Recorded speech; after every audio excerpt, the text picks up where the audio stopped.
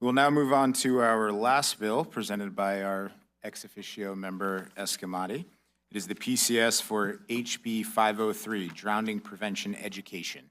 You're recognized to present your bill. I know I've been a little pestering for this bill, so I'm grateful to get a hearing as we are moving swimmingly in the Senate side.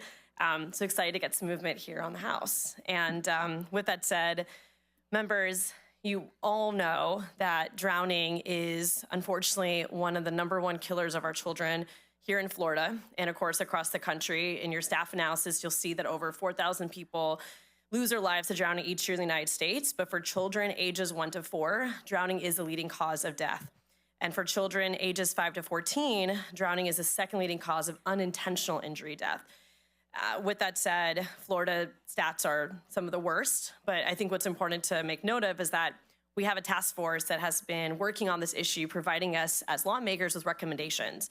And the Florida Water Smart Task Force is providing us this language to pursue essentially a requirement that new parents are provided with drowning prevention education.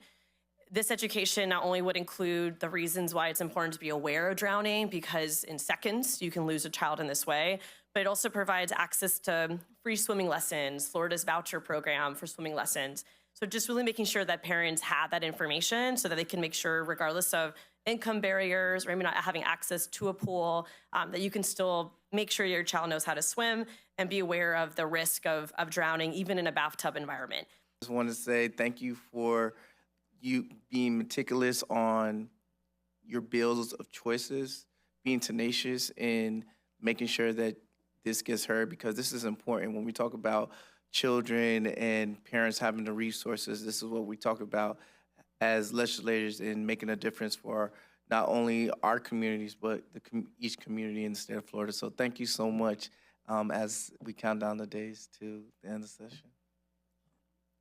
Vice Chair Michael, you're recognized.